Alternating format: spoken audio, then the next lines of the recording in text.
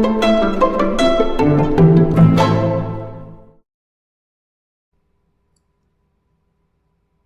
Students, आज हम लोग नंबर सिस्टम का ये क्वेश्चन करेंगे जो हायर ऑर्डर थिंकिंग स्किल पर बेस्ड है। लेकिन एक बार इसको समझ लेने से आप इस तरह के बहुत सारे क्वेश्चन को सॉल्व कर सकते हैं बहुत ही आसानी से। तो चलिए स्टार्ट करते हैं इस क्वेश्चन को। मैं पढ़ती हूँ और आप भी मेरे साथ साथ इस क्वेश्चन को पढ़िए।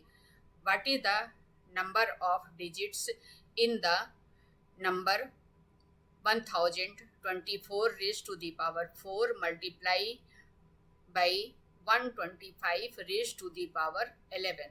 अब देखिए ये इतना बड़ा नंबर है और उसका भी रेज टू दी पावर 4 है और ये 125 रेज टू दी पावर 11 है। इन दोनों को आपस में मल्टीप्लाई करने के बाद नंबर ऑफ डिजिट्स आपको बताना है।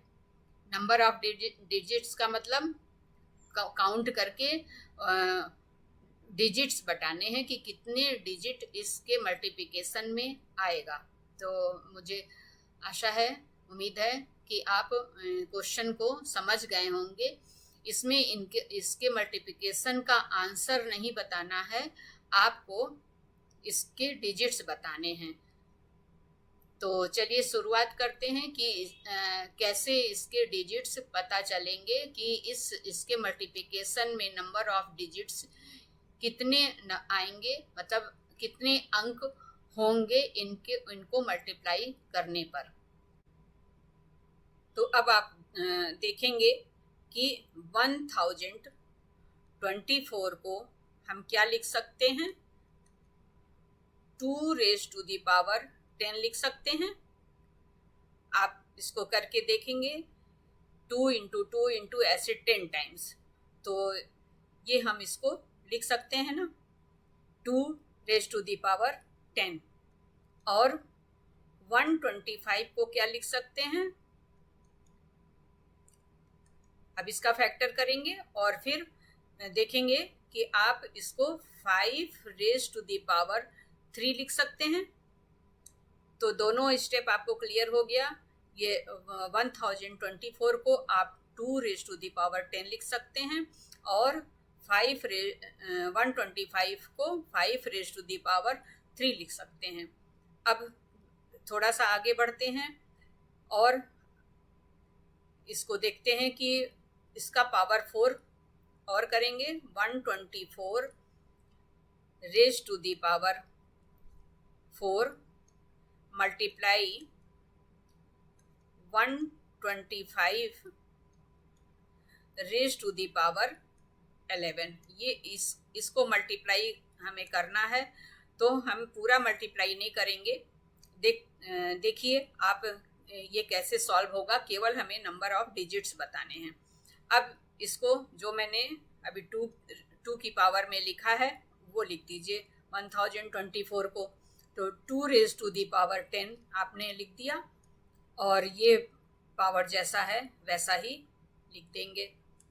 और उसके बाद 125 को क्या लिखेंगे, जो आपने ऊपर फैक्टर करके पाया था वो लिख देंगे 5 रेज टू दी पावर 3 और whole raise to the power 11। अब हमें क्या करना होगा कि 2 और 5 को एक पास लाना है। तो एक पास लाने के लिए हमें इसको ऐसा लिखना है कि इसका भी power 5 raise to the power 3 into 11 के बराबर हो जाए। तो चलिए कोशिश करिए।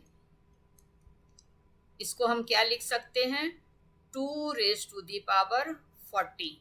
अब देखिए धीरे धीरे ब्रेक करेंगे और इसको 5 के नज़दीक लाएंगे। तो 5 रेज टू दी पावर 33।